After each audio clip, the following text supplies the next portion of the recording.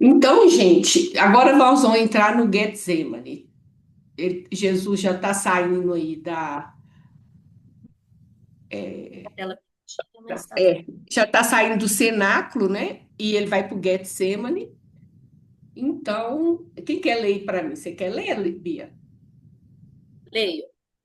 Então chegou Jesus com eles a um lugar chamado Getsemane e disse a seus discípulos: Assentai-vos aqui enquanto vou além orar.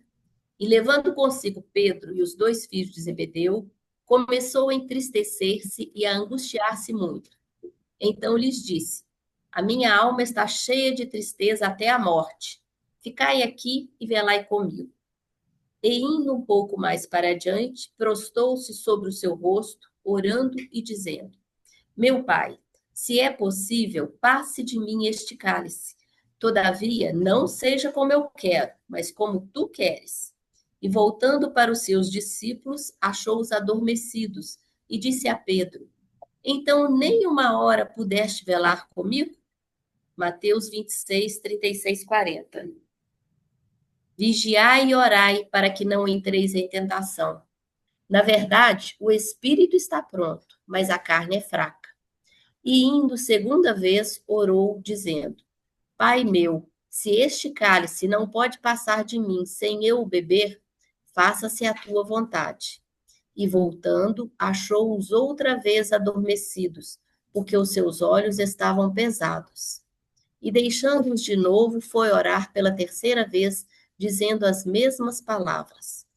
Então chegou junto dos seus discípulos e disse-lhes: Dormi agora e repousai. Eis que é chegada a hora, e o filho do homem será entregue nas mãos dos pecadores. Levantai-vos, partamos, eis que é chegado o que me trai. 26, 41, 46, Mateus. Então, gente, semana passada eu esqueci de falar uma coisa muito importante, porque nos sinóticos não é falado que hora que Judas se separa do grupo e vai cumprir o plano dele. Então, fica-se a pergunta, né? Como que ele sabia para onde Jesus foi? Porque Jesus não estava hospedado num lugar fixo. Ele não tinha uma casa que ele estava hospedado, né? A gente viu que ele foi para Betânia duas vezes. Então, ele não tinha um lugar fixo que ele estava. Então, essa informação que Lucas dá aqui, ó, é muito importante para a gente entender como é que Judas sabia aonde procurar Jesus. E saindo, foi ele, como costumava, para o Monte das Oliveiras, e os discípulos o seguiram. Então, de outras vezes que Jesus tinha ido para lá, ele já tinha o costume de ficar no Monte das Oliveiras, ok? Bom, acostumado. E vocês vão interrompendo aí, tá? Mas quando chega em Mateus, ele começa assim. Então chegou Jesus com eles a um lugar chamado Getsemane. Então, Jesus foi para o Monte das Oliveiras ou para o Getsemane? Alguém sabe dizer? Não é a mesma coisa? Não, é Obrigada. quase. Então, vou entender isso aí. Então, alguém sabe, gente? Então, vamos lá.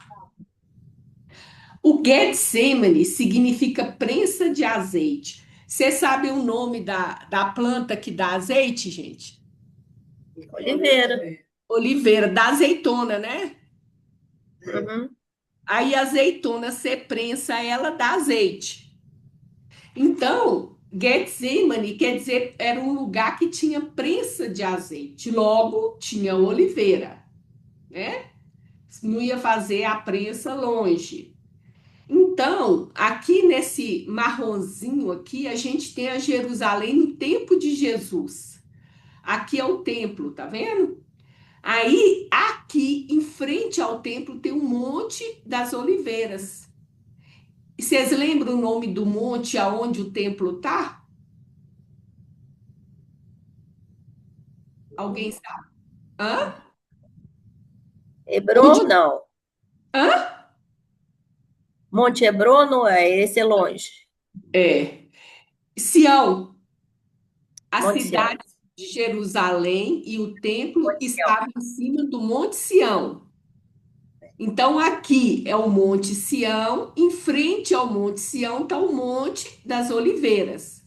Aí, descendo um pouco, não é no topo, existe um jardim onde tem as prensas, que chama Jardim de Getsemane. Então, se você chega aqui, não é no topo do morro e nem lá embaixo no Vale do Cidrão. Esse aqui é o Vale do Cidrão, ó, que separa o Monte das Oliveiras do Monte Sião. Quando você chega aqui no Getsemane, você olha para o tempo, você está no mesmo nível dele. Você não está mais alto que ele, tá? Então você enxerga ele, mas a mesma altitude, você não enxerga de cima, porque o Monte das Oliveiras era mais alto. Deu para entender? Então, Sim. O Monte das Oliveiras é tudo isso. O Jardim do Getsemane é mais específico. É um local onde tinha as prensas e tinha as oliveiras. A Mônica quer perguntar uma coisa. Não, Fala. então o Monte das, Getsemane fica no Monte das Oliveiras, só que não no topo, no lugar específico que ele vai se É, trabalhar. eles falam na encosta, né? Na encosta. Então você desce o monte um pouco, fica na encosta, de modo que você fica na mesma altura do templo. Lá tem várias oliveiras, né? E tinha a prensa de azeite, que hoje não tem mais, né? Que é esse aí, ó. Aqui a gente tem a Igreja da Agonia, e vocês estão vendo que tem uma cerquinha aqui. Uhum. Você não consegue entrar no jardim. Alguém sabe me dizer por causa de quê? Uhum. Porque todo mundo que vai lá quer tirar um pedacinho da pobre da oliveira para levar para casa. Olha a Oliveira Sano para ver. Então, tiver que cercar. Só pode ser brasileiro. Tiveram que cercar, porque todo mundo queria tirar um pedaço para levar para casa. Então, gente, uma oliveira, essas oliveiras mais grossas assim, eles falam que ela vive até 2.500 anos. Então, elas são do tempo de Jesus, tá? É, é a mesma que tá aqui, ó. Tá vendo? Uma das fotos fui eu que tirei, a outra eu peguei da internet e não lembro qual foi a minha. Tá vendo o pessoal aqui atrás todo de blusa de frio? Eu acho que não sei se é essa que é minha, porque quando eu fui lá estava nevando. E você vê que ela é até resistente, tá vendo como é que é grossa? E são as que são do tempo de Jesus, ok? Então, isso aí que é o Getsemane. Então, o Getsemane é um jardim. Bom, é isso. Então, vamos continuar. Alguém quer falar alguma coisa, gente? Aí a gente volta de novo. Então, Jesus foi com eles para um lugar chamado Getsemane e disse aos discípulos: assentai-vos aqui enquanto eu vou ali orar. Então, ele estava com 11 discípulos, correto? Porque está faltando Judas, Faltando Judas. 11. Aí ele leva consigo Pedro. Quem são os dois filhos de Zebedeu? André e João. Tiago, Tiago e João. Tiago e João. Tiago e João. Tiago maior. Não é, porque tem outro Tiago, Tiago menor. O filho de Zebedeu é Tiago maior e João, que é filho de Zebedeu e Salomé.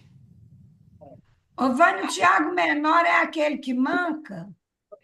Não, ele não manca, não. A não ser em alguma série que você está vendo, pode ser. O Tiago menor, ele, o Tiago menor, ele é de Nazaré, é primo de Jesus, ele é irmão de Judas Tadeu, ok? E Sim. Mateus ou Levi. Eles três são irmãos. Mateus ou Levi, Judas, Tadeu e Tiago menor são irmãos, filhos de Cleófas. E são de Nazaré, primos de Jesus. Deu para localizar, gente, quem é? Eu. Então, o filho. Então, vocês. É Mateus, Tiago menor, e o outro filho é como é que chama? Judas Tadeu. Ah, tá. Só que Mateus, quem deu esse nome para ele foi Jesus. Ele chama Levi. Uhum, eu sei. Igual Pedro. Pedro chama Simão. Quem deu o nome para ele de Pedro foi Jesus. Uhum. Então, os dois filhos de Zebedeu é João, o evangelista, mas Tiago maior. Agora, por que que Jesus escolheu esses três? Estava mais perto. Ele estava com os 11 um do lado do outro, num jardim desse tamaninho aí, tudo junto. Então, gente, é assim, ó. Jesus mostra para a gente no Evangelho que ele tem níveis diferentes de discípulo. O discípulo com o qual ele mais convivia era Pedro, porque ele morava na casa de Pedro. Saindo desse nível de convivência intenso, que ele estava preparando Pedro para ser o chefe do colégio apostólico. Então, ele vivia com Jesus dia e noite. Aí vem sempre Pedro, Tiago e João.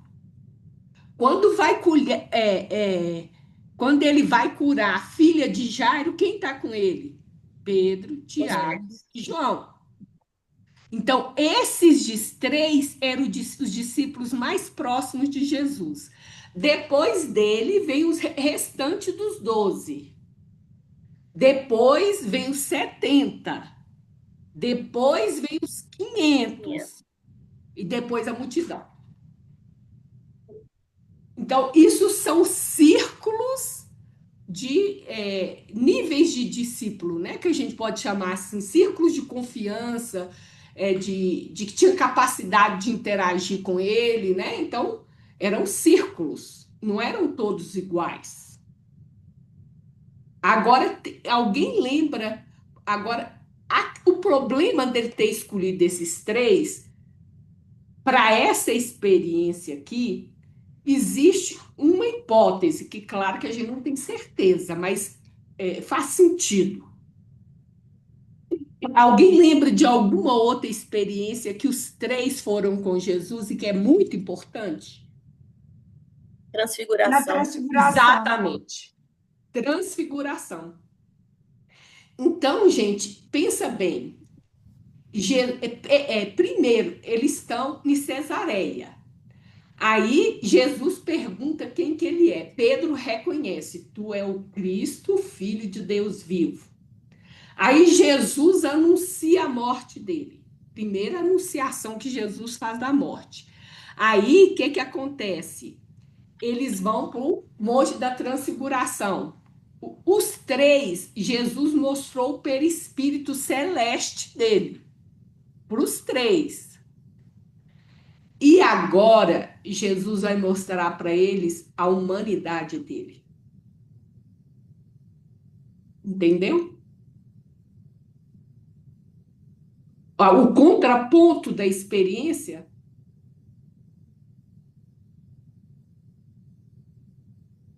Gente, Ficou todo mundo em silêncio. mas deu para entender? O contraponto da experiência, eles conheceram o que tem de mais divino no Cristo, que é Jesus mostrou para eles espiritualmente, para os três. O esplendor espiritual dele. E agora Jesus vai mostrar para eles a sua humanidade. Ok? Ok. Então, se supõe que é por isso que ele escolheu os três de novo. Tá? Aí nós vamos aqui para o segundo problema, né? Então, essa passagem, a gente vê a minha alma está cheia de tristeza até a morte. Prostrou-se com o seu rosto no chão. Não seja como eu quero, mas como tu queres. Ele conversando com Deus, né? Aí ele aceitando o cálice. Então, existe a discussão. Jesus tem emoção? Jesus tem paixão? Jesus tem sentimento? É gente que nem a gente? O que vocês acham? Porque isso é uma discussão que vara os séculos aí, inclusive no meio espírita, né? Para discutir se Jesus ele sente como a gente sente, pelo fato dele ser um espírito puro, ok? Alguém tem um palpite?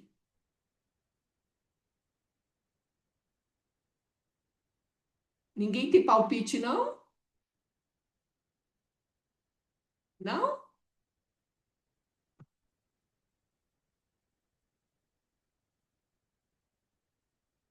Vai. Epa, nossa. O pessoal daí, Bia, o povo aí tem algum palpite quanto a isso?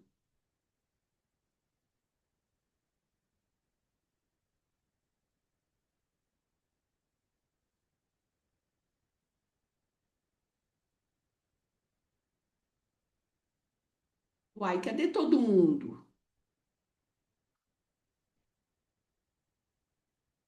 Leonor, você tá aí?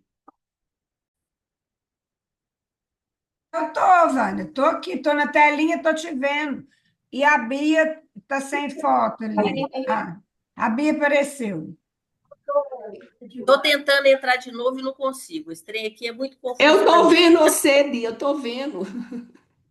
Agora eu estou vendo todo mundo de novo. Vamos continuar, por favor. Entendeu, gente? Eu quero saber se vocês conseguiram entender qual é a dúvida. A Ele dúvida apresenta.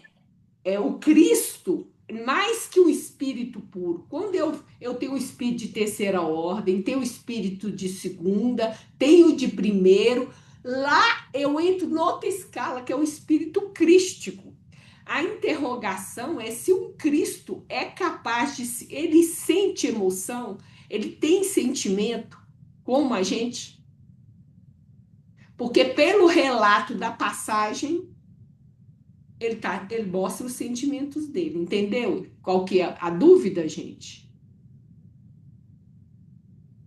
Eu Vocês acho falam. que traz.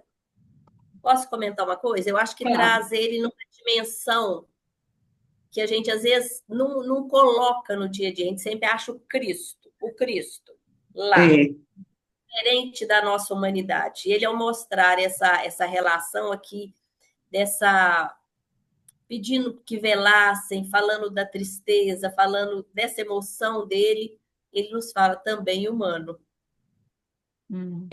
e a intenção é a gente descobrir exatamente o quão humano, como é que é essa humanidade do Cristo, tá?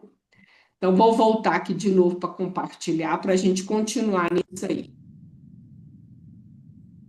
Eu estou brigando com vocês tudo aqui, mas é isso aí. Então, vamos lá. Eita, nossa. Pode ler ou não? Eu estou tentando achar cadê a página, que eu não estou sem a página.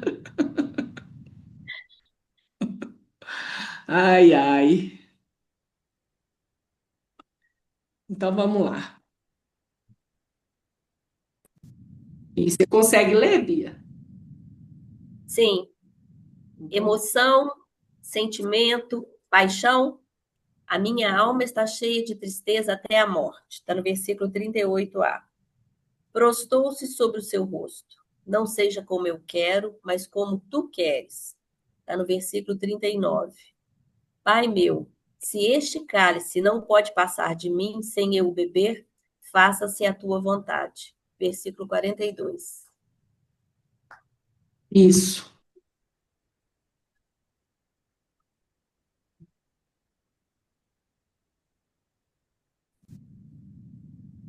Então, gente, o que que acontece? A primeira coisa que nós precisamos saber é a questão que a gente fala paixão de Cristo, né? Então, o que que acontece? A palavra paixão, ela tem vários significados. Então, primeiro, Kardec mostra para nós aqui, ele usa paixão no sentido de uma emoção intensa, como Paulo também. E nós hoje, a gente usa paixão para dizer assim, eu tenho um desejo, um sentimento intenso, geralmente sexual, pelo outro, eu uso a palavra paixão, né? Então, na Bíblia não tinha esse sentido na época da Bíblia, né? Tinha igual Paulo usa aqui, ó, que não reine o pecado em vosso corpo mortal, de maneira que obedeçais às suas paixões. É no sentido de uma emoção forte, né? Não, não é no sentido amoroso, mas quando a gente fala paixão de Cristo, a gente está usando essa palavra no seu sentido que quer dizer um sofrimento, né? Que vem do latim, né? Pathos, passion, que quer dizer um sofrimento muito grande. Por isso que a gente está entrando na paixão de Cristo. Só que tem-se a concepção que não é qualquer sofrimento. A paixão, ele é um sofrimento advindo de uma reação de um amor recebido. É o sacrifício que a gente chama. Então, se entende que a paixão de Cristo é uma reação ao amor que ele recebe de Deus. Então, ele aceita o padecimento e o sofrimento como uma lealdade ao projeto do Pai. Entendeu, gente? É nesse sentido que é paixão de Cristo. Lealdade. Então, é uma reação ao amor do Pai, né? Ele se mantém fiel. Então, o que a gente vai tentar esclarecer hoje aqui é o seguinte: sentimento é uma palavra que, psiquicamente, ela diz duas coisas. Porque existe o sentimento como função racional, que eu consigo discriminar as coisas como agradável, desagradável, boa ou ruim. Isso é uma função racional. Mas existe o sentimento como conteúdo. E o que hoje nós vamos ver é se Jesus tem emoção e se ele tem esse sentimento aqui. Esse aqui, que é a função do ego, que tem 4 funções, uma delas é sentimento, nós não vamos entrar hoje. E é óbvio que ele tem, tá? É a função que o ego usa, né? E o que a gente sabe é que ele tinha as 4 funções. E não é essa a discussão é se ele tem sentimento, conteúdo ou emoção. Ou se ele tem os dois. Ok? Então, pode ler para nós, filho. Bom, Encontro com a Paz e a Saúde, da Joana, no capítulo 7. Façamos uma distinção entre sentimentos, que são as vivências do que é percebido pela emoção de maneira consciente, enquanto que a emoção é o efeito espontâneo do organismo a qualquer ocorrência, produzindo descargas de adrenalina pela corrente circulatória, que se encarrega de pôr brilho nos olhos, calor na face, sorrir.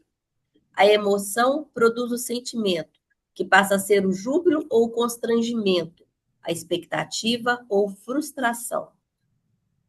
Então, gente, quando a gente fala assim, ó, para você se conhecer, presta atenção na sua reação. A gente está falando para você prestar atenção na emoção, porque a emoção, ela é inconsciente, você não tem controle. E é por isso que você consegue se conhecer, porque você não tem controle. É uma reação automática do corpo. Então, a primeira diferença que Joana fala aí é que a emoção ela é automática, você não tem controle consciente dela, ela é intensa e rápida. E o sentimento é uma conscientização que eu vou tendo da emoção. Então, eu tenho que perceber conscientemente a emoção, e viver ela que vira sentimento. Então, tem um trabalho da mente em cima da emoção e ela vira sentimento. Vamos ver se fica mais claro um pouco.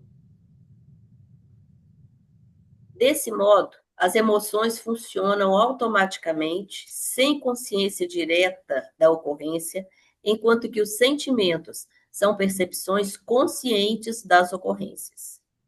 Para que se apresente sentimentos, torna-se necessário que o cérebro seja convidado a traduzir os sinais que recebe do corpo. Então, gente, eu estou numa situação, né, que eu entro num lugar, me sinto desconfortável, eu reajo com medo, por exemplo. Essa primeira reação, eu não tenho controle sobre ela. Isso é emoção. Meu corpo reage. Então, o que ela falou aqui atrás, olha, adrenalina correndo, né? Os olhos dilatam, a face colore, o coração bate rápido. Isso é emoção. Isso é emoção. Agora, o sentimento é a minha percepção dessa emoção e que vai me dar conforme as minhas vivências dessa emoção é que eu vou ter o sentimento. A interpretação que eu vou dar conforme a minha vivência. Entenderam? Mais ou menos, né? Então, gente, imagina o cérebro, eu cortei ele aqui no meio. Cortei e virei a cabeça de lado. A cabeça está de lado, aberta. Você vai vir aqui, ó, onde está o hipotálamo, amígdala e hipocampo, que é esse pedacinho aqui assim, ó, é esse que é responsável pela emoção.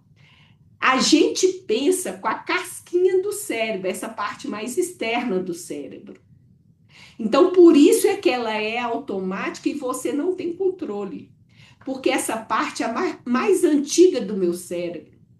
Então, o instinto percebe e aciona a emoção, né? Automaticamente o sistema límbico aciona a emoção com os seus hormônios.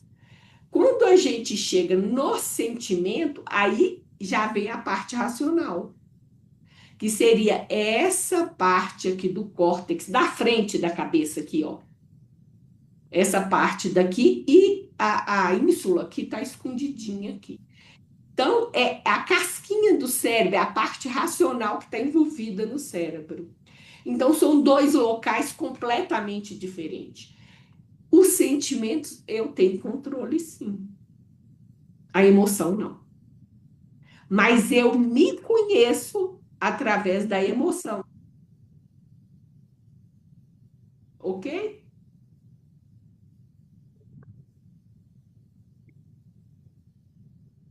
Então, a gente vai ver o seguinte: existe uma discussão, quais são as emoções, em resumo, a maioria acha que são só quatro. Esse Plutchik aqui, acho que é assim que fala o nome dele, ele fala que são quatro pares. A maioria acha que são só quatro. Outros vão multiplicando, não interessa, vamos resumir. Então, para ele, as emoções são pares: alegria, tristeza, antecipação, surpresa, medo e raiva, nojo e confiança. E elas vão se juntando e gerando as outras, porque eu não sinto uma emoção só, né? São várias, né? Então, o que ele fala? Por exemplo, aqui. Aqui deu um negocinho aqui assim, ó. O que ele vai me dando aqui, ó, tá vendo?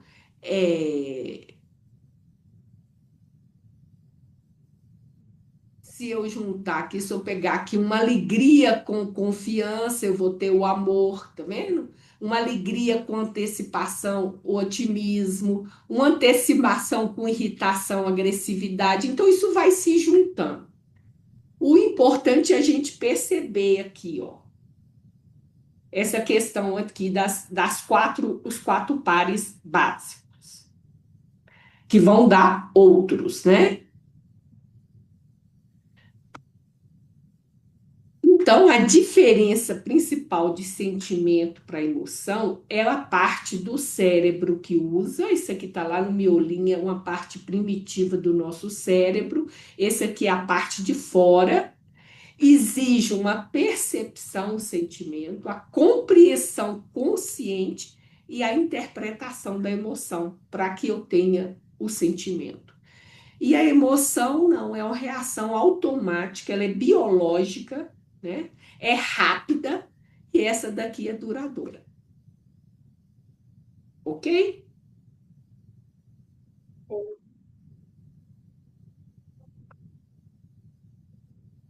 Vamos lá, Bia. É um ciclo de estudos, né, da É Joana série de Ângelo, psicológica da Joana, série psicológica da Joana, no da capítulo AME. 7.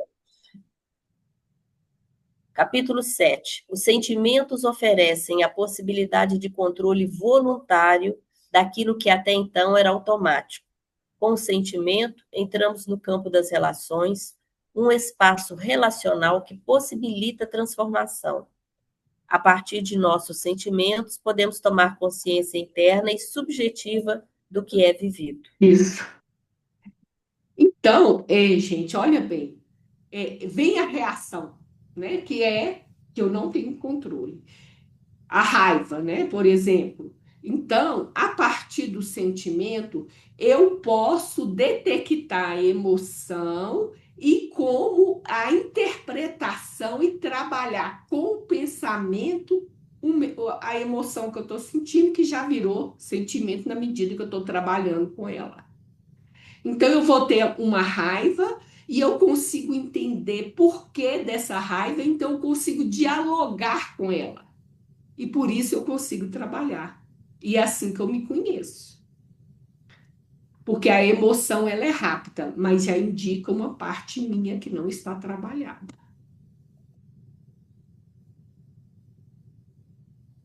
No Evolução em Dois Mundos, no capítulo 13, a partícula de pensamento, embora viva e poderosa na composição em que se derrama do espírito que a produz, é passiva perante o sentimento que lhe dá forma e natureza, para o bem ou para o mal, convertendo-se por acumulação em fluido gravitante ou libertador, ácido ou balsâmico, doce ou amargo, alimentício ou esgotante, vivificador ou mortífero, segundo a força do sentimento que o tipifica e configura.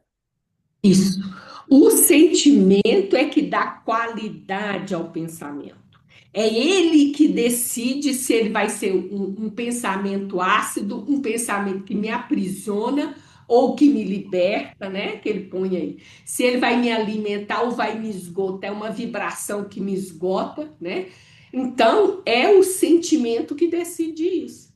Então, gente, o que que a gente sabe? O sentimento é a base do pensamento. O Aurus vai falar que o sentimento é uma película sobre o qual o pensamento é moldado. E a qualidade do pensamento, quem dá é o sentimento. E isso, né, vai convertendo por acumulação, por causa do pensamento, a gente é criador em campo mental, pode me libertar ou me aprisionar, pode ser uma coisa boa ou uma coisa ruim, depende do sentimento envolvido.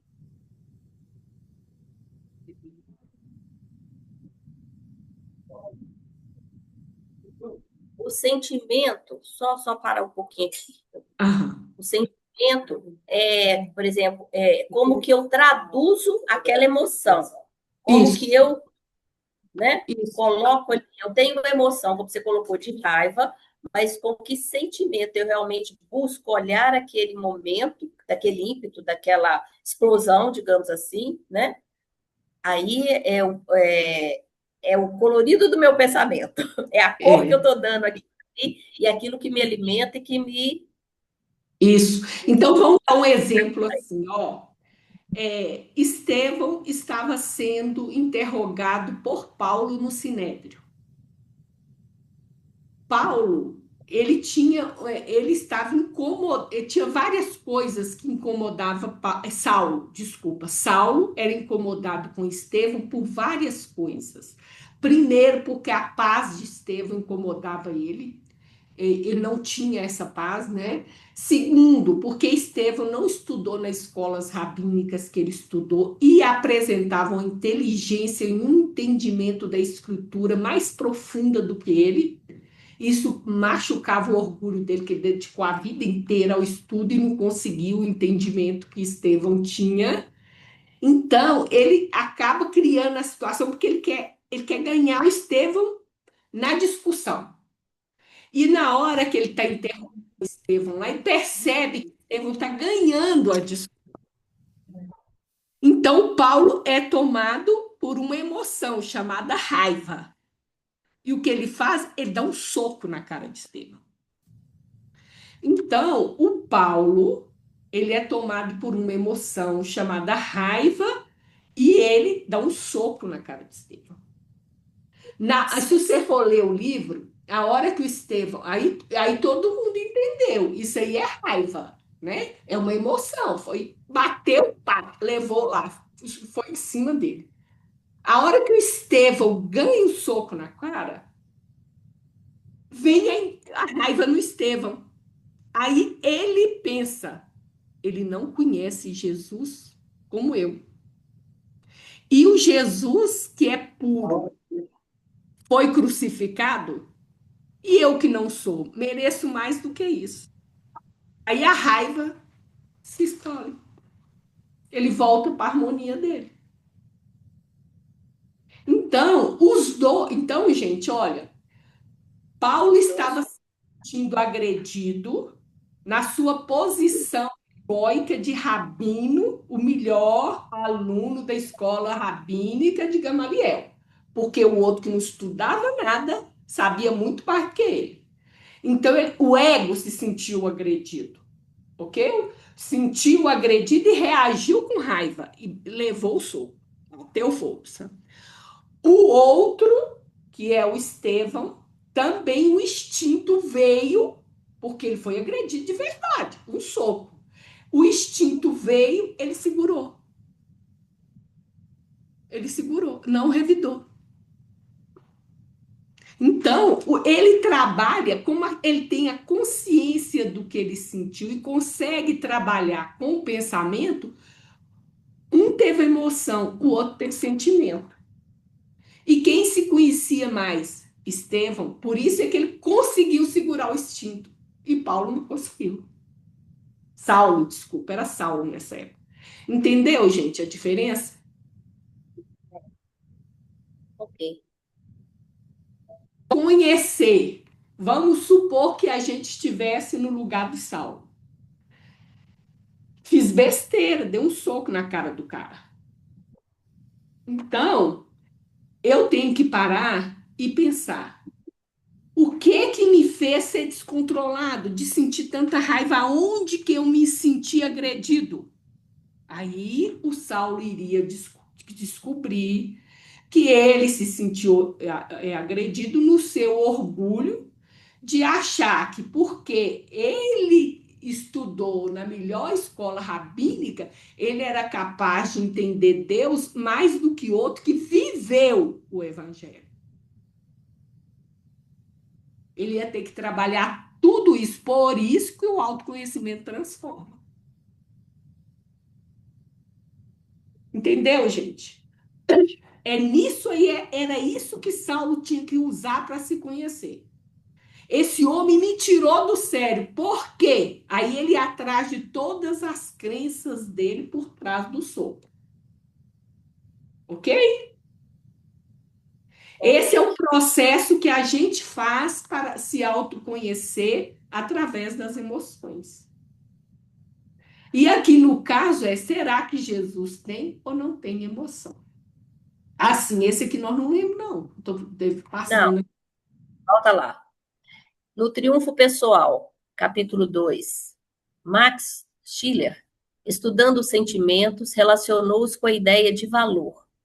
Desse modo, esses sentimentos podem ser superiores quando se refere a realizações nobres, a justiça, a beleza, o amor, a ciência, a abnegação, o bem, etc.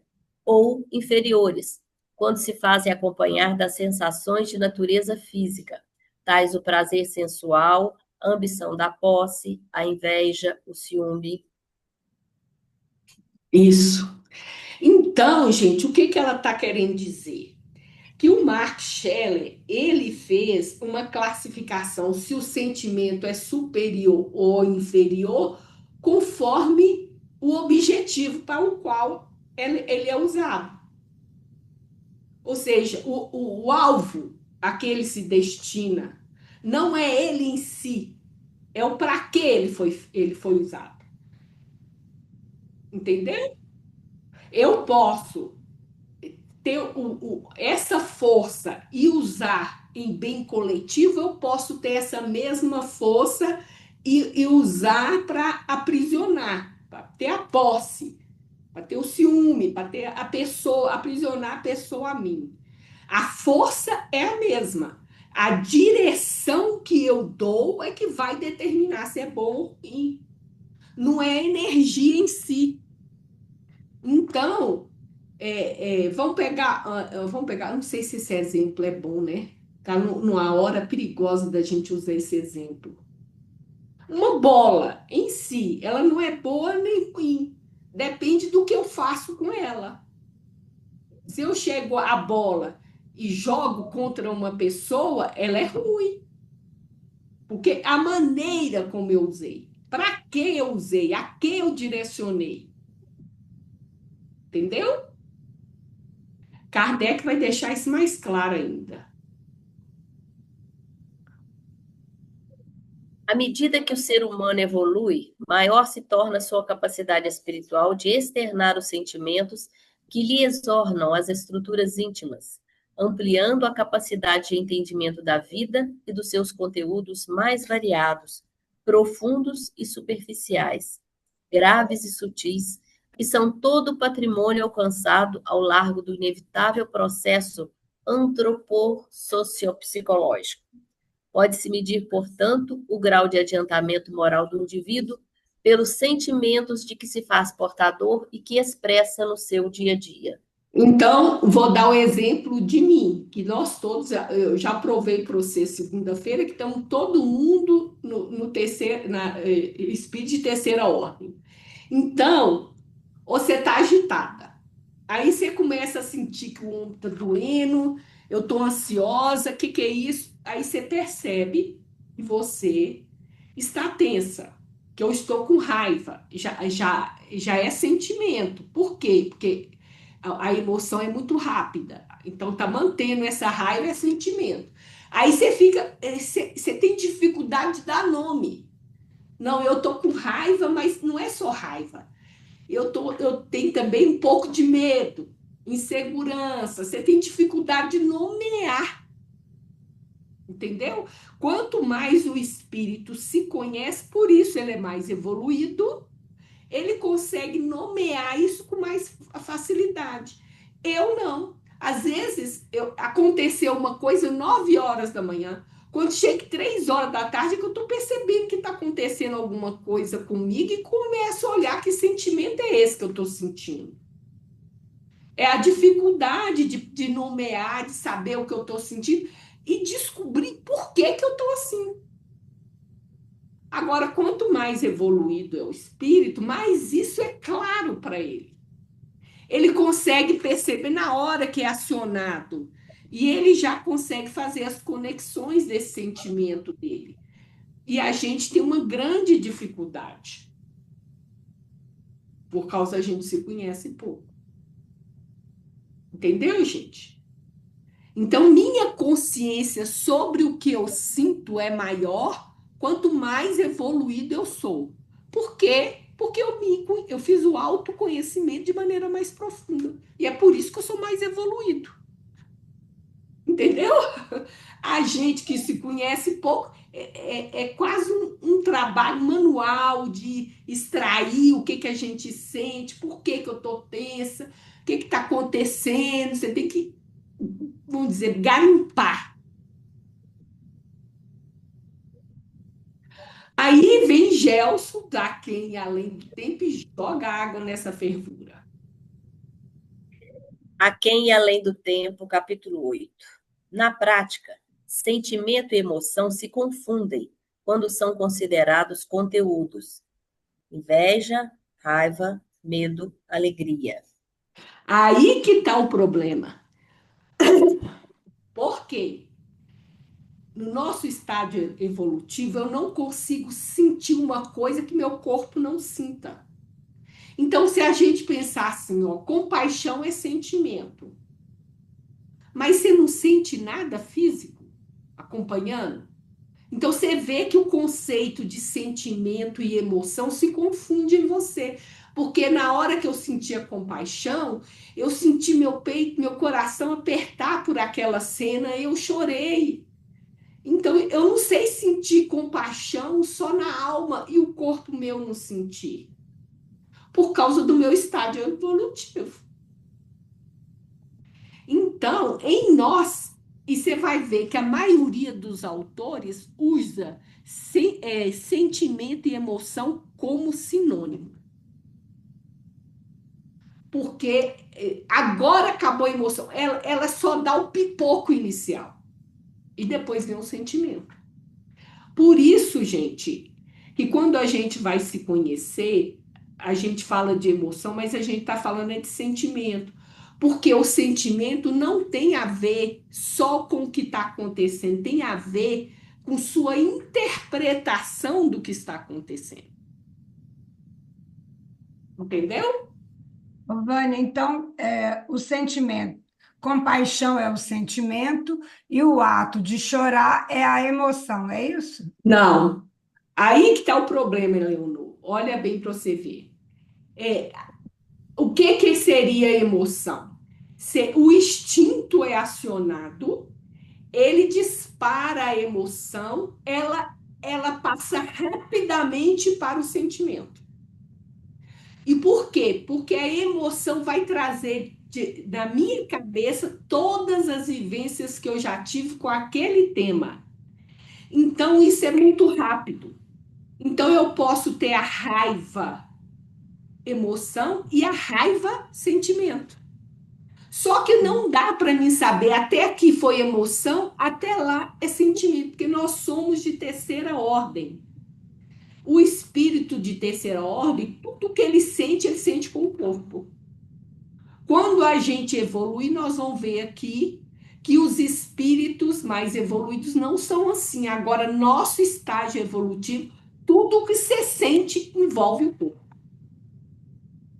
Então, o que acontece? Para nós, no nosso nível evolutivo, essa diferença de sentimento e emoção, ela é teórica. Mas no nível de Jesus não é. Entendeu? Vamos deixar mais claro. Então, vamos lá, Bia. No Livro dos Espíritos, a questão 908 pergunta: como definir o limite em que as paixões deixam de ser boas ou más? As paixões são semelhantes a um cavalo, que é útil quando é dominado e perigoso quando domina. Reconhecei que uma paixão torna-se perigosa no momento em que deixais de governá-la e resultar qualquer prejuízo para vós ou para os outros. Então, vamos ao exemplo de Saulo com Estevão. Os dois se sentiram agredidos. O Saulo se sentiu agredido na sua posição de rabino. É uma agressão ao orgulho dele. E ele se deixou dominar pelo instinto de conservação e bateu em Estevão. Então, essa paixão ou essa emoção é ruim porque ele agrediu o outro. É pelo que ele fez com essa paixão que a tornou ruim. Não é ela em si. Aí, quando chega no Estevão, ele dá um soco no Estevão. Estevão foi agredido fisicamente. Ele sente o instinto, vem e aciona a emoção. Ele sente a raiva, ele segura ela, elabora ela, e aí o que acontece? Ela é emoção boa. Então, é uma paixão boa. A raiva é a mesma nos dois. Ela se tornou ruim porque ela dominou Saulo e fez com que ele agredisse o outro. E ela foi boa em Estevão porque Estevão dominou ela. Entendeu, gente? Não é a emoção em si, é o que você faz com ela. Então, olha aqui o que ele vai falar. Lê para nós, Bia. As paixões são alavancas que decuplicam as forças do homem e o auxiliam na execução dos desígnios da providência. Mas, se em vez de as dirigir, deixa que elas o dirijam, cai o homem nos excessos e a própria força, que manejada pelas suas mãos poderia produzir o bem, contra ele se volta e o esmaga. Todas as paixões têm seu princípio no sentimento ou necessidade natural. O princípio das paixões não é, assim, um mal, pois que assenta numa das condições providenciais de nossa existência. A paixão, propriamente dita, é a exageração de uma necessidade ou de um sentimento. Está no excesso, não na causa. E este excesso se torna um mal quando tem como consequência um mal qualquer. Toda paixão que aproxima o homem da natureza animal afasta-o da natureza espiritual. Todo sentimento que eleva o homem acima da natureza animal denota a predominância do espírito sobre a matéria e o aproxima da perfeição. Então, os espíritos de terceira ordem, eles são dominados pela matéria, ou seja, pelos instintos. Então, a emoção minha costuma ser intensa e descontrolada. Por isso é ruim. Então, o que ele fala? Pelo autoconhecimento, eu vou começando a colocar disciplina na paixão, e essa força em si não é ruim, desde que eu use ela com um fim bom. Então, o que é o erro? É a intensidade e a direção. Então, o Saulo errou por quê? Porque ele não se conhecia, ele não estava percebendo o quanto ele estava se sentindo ferido no seu orgulho, a emoção veio intensa e dirigiu-se contra o outro. Então, ela é ruim. O Estevão se conhece, a emoção vem em uma intensidade menor, porque ele se conhece, ele segurou aquela força e não deixou ela agir contra o Saulo. Então, a emoção não tem nada de errado, a força em si não é errada. Entendeu, gente? Aí a coisa vai complicando. Por quê? O de terceira ordem tem o predomínio da matéria sobre o espírito. Quando chega na segunda ordem, para eu vir para a segunda ordem, o espírito que tem predomínio sobre a matéria. Eu tenho que me conhecer para não ser levado pelas paixões. É eu que controlo elas. É um salto e tanto. Porque isso significa disciplinar os instintos pelo autoconhecimento. Quando chega da primeira ordem, nenhuma influência da matéria. Mas isso aqui fica mais claro ainda quando Kardec faz essa pergunta aqui. Questão 228. Os espíritos conservam algumas das paixões humanas? Pois é, mas tem um pulo do gato aqui. Porque no livro dos espíritos, quando o espírito é escrito com E maiúsculo, ele está falando do espírito desencarnado. E ele explica lá no começo. No começo do livro ele explica isso. Quando eu usar o E minúsculo, eu estou falando do espírito encarnado. Então, olha bem o que ele está perguntando. Depois que eu morro, eu continuo com as minhas paixões, já que ela surge da influência do instinto? Olha bem. E o que que Kardec responde? Kardec não, os espíritos, né? Sim, espírito, certo. Os espíritos elevados, ao se libertarem do corpo, deixam as más paixões e apenas guardam as do bem. Mas os espíritos inferiores as conservam. De outra forma, seriam de primeira ordem. Olha o que que Kardec está falando. Nós somos de terceira ordem. Então, eu sinto raiva, eu sinto inveja, eu sinto ciúme, eu morro, eu vou continuar sentindo raiva, ciúme, inveja. Não é porque eu morri que eu me liberto dessas emoções. Agora, se eu sou espírito elevado, ou seja, de segunda ordem, eu só levo as paixões boas. Por quê? Porque quando eu estou encarnado, gente, eu não sinto. Se eu sinto, eu trabalho a minha raiva, a minha inveja e meu ciúme.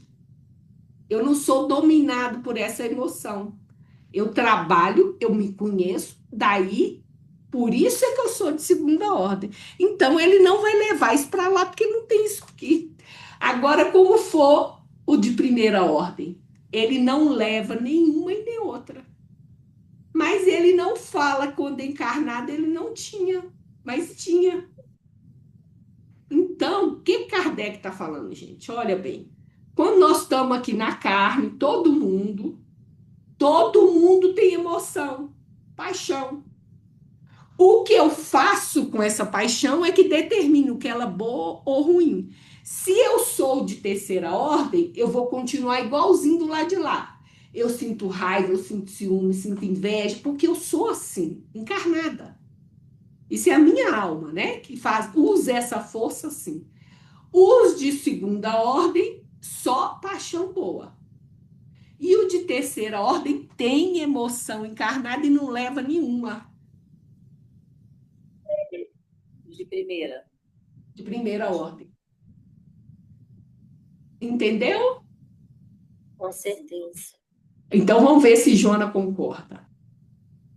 Atitudes renovadas, capítulo 22, as emoções. Jesus permanece como exemplo máximo do controle das emoções, não se deixando perturbar jamais por aquelas que são consideradas perniciosas. Em todos os seus passos, o amor e a benevolência, assim como a compaixão e a misericórdia, estavam presentes, caracterizando o biotipo ideal, guia e modelo de todos os indivíduos. E olha bem que interessante, ela usa emoção, mas ela fala de quê? Aquilo que a gente consideraria um sentimento. Amor, benevolência, compaixão, misericórdia, não é? A gente consideraria isso um sentimento. E ela chama isso de uma emoção, né? Caracterizando ele um controle total das emoções.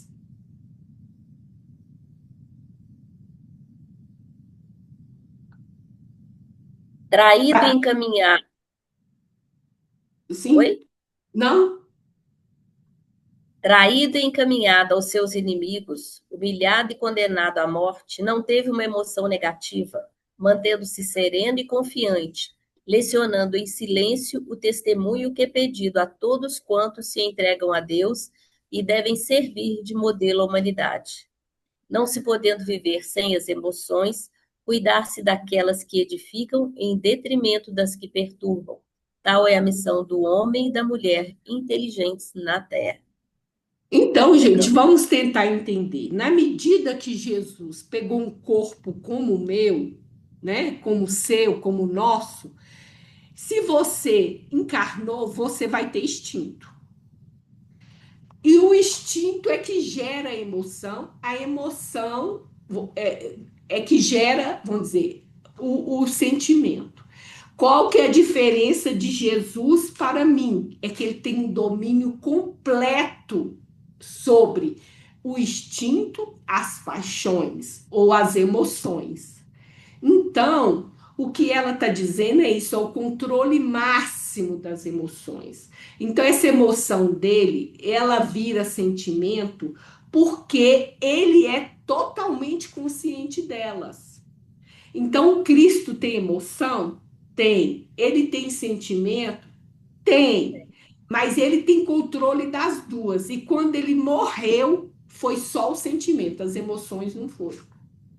Nem boa e nem ruim, só sentimento. Então, ele tem o controle da emoção e transcende ela para o sentimento. Então, ele é agredido e responde com um sentimento de perdão. Ele vamos dizer assim, desprezado, é, vamos dizer assim, não reconhecido no que na proposta dele, e ele responde com a doação de amor, de um sacrifício da própria vida.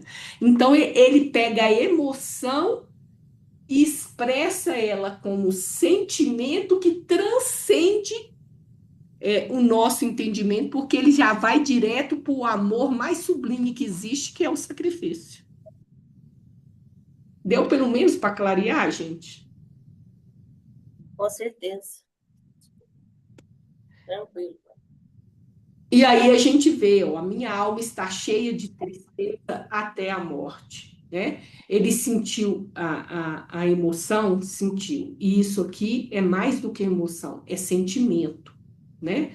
Porque essa tristeza é uma tristeza que vai conectar com ele, nós vamos ver, e com o divino, né? Que vai ensinar para nós muita coisa aí. Ok, gente?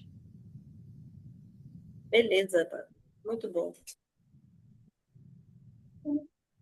Na nossa hora. Nossa, vai ficando tão bom, Vânia. Nossa senhora, vou continuar. Gente, eu espero que tenha ficado mais claro um pouquinho para nós. Sim, sim. Foi muito bom.